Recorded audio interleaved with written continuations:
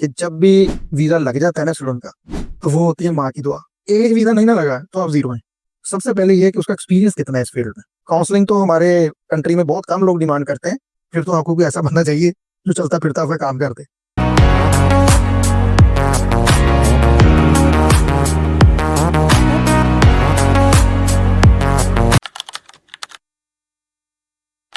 देखिए, जो मेरा एक्सपीरियंस है ना, मैंने इसमें यही देखा है कि जब भी वीज़ा लग जाता है ना स्टूडेंट का, तो वो होती है माँ की दुआ, ठीक है? और अगर कोई मसला बन जाता है ड्यूरिंग प्रोसेस, एडमिशन में इशू हो जाए या अल्लाह ना करे वीज़ा रिफ्यूज़ हो जाए, तो वो सारे का सारा कसूर होता है उसके काउंसलर का, ठीक है? हमारी ये जो स्टूडेंट है उसने उसको बचपन से ये ट्रेनिंग मिली हुई है, अगर फेल हो गया है तो टीचर ठीक नहीं है, तो वो चीज़ चलती आ रही है अभी तक। तो मैं तो यही बोलूँगा, देखिए बाकी भी जो इंडस्ट्री में अच्छा काम करने वाले हैं, ठीक है? उनके भी वीज़ा रिफ्यूज़ हो जाते हैं, ठीक है? जैसे हमारी अब कंपनी, मैं तो अपना बताऊँगा ना, हम लोग कंट्री सेलेक्ट ही वो कर रहे होते हैं जिसकी वीज़ा रेशो 90% प्लस के होते हैं।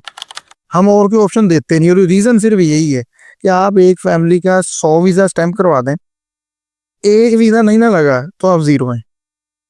तो मुझे इस चीज़ का बड़े अच्छे तरीके से एहसास है, और यही वजह है कि हम फिर वो ज़्यादा डेस्टिनेशन चूज़ नहीं करते, जिधर के इश्यूज़ हैं, जिनकी वीज़ा रेशो कम है, हम वो स्टूडेंट को पिचिंग ही नहीं करते, उसको ऑप्शन देते ही नहीं है, ठीक है? हम अवॉइड करते हैं ऐसी कंट्रीज़ को, और ये तो रहना ही है भाई, ये आज तक मेरे साथ होता है अभी भी, ठीक है?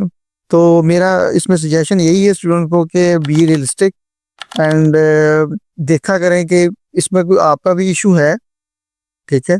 अगर इंटरव्यू बेस पे आपका रिफ्यूज़ल आया है, तो काइंडली उसमें सारे का सारा कसूर अपने काउंसलर का, एजेंट का ना निकालें।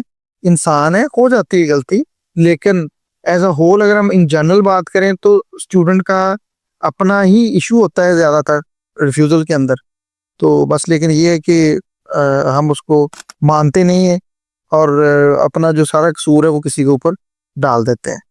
ये बड़ी कंपनीज़ का बता रहा हूँ, जो अच्छा काम करने वाले हैं, ये उनके इश्यूज़ बता रहा हूँ। बाकी जब आप किसी के पास जाते हैं और आपके पास खुद कुछ नहीं होता, और आप बाय अदर मीन्स और जो है वो शॉर्ट कर लेते हैं, ठीक है? तो उसमें जब इश्यू आता है, तो वो भी फिर कंसल्टेंट का एक कसूर है। वो तो वैसे होना भी चाहिए, क्योंकि वो एंटरटेन क्यों करते हैं ऐसे स्टूडेंट्स को? तो ये खिज़िर ऐसे इश्यूज़ तो हैं ये, और ये आपको फेस करने पड़ने हैं। अच्छा, मेरी नज़र में अच्छे कंसल्टेंट का इंतखाब सबसे पहले तो ये है कि उस कंसल्टेंट के बारे में आपको होरो होनी चाहिए। सबसे पहले ये है कि उसका एक्सपीरियंस कितना है इस फील्ड में। तो अगर किसी का 4 टू 5 इयर्स का एक्सपीरियंस है, तो समझ में आता है कि यार इसको कोई काम आता है, इसने अप एंड डाउन देख लिए हुए हैं, इसने डिफरेंट केसेस डील करके, इसको जो है ना वो कोई नो है, कोई नॉलेज है कि ये किसी को गाइड कर सके, ठीक है?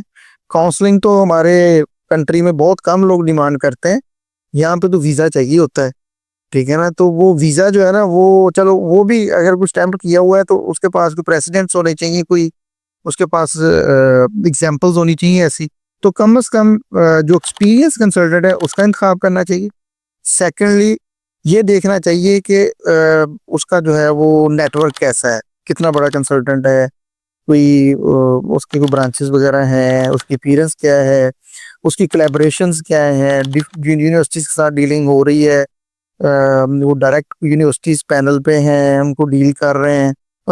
कंसल्टेंट की एफिलिएशन टुवर्ड्स यूनिवर्सिटीज़ कैसी है, स्टूडेंट की काउंसलिंग कैसे करते हैं, तो ये सारी चीज़ें जो है ना, ये मैटर करती हैं।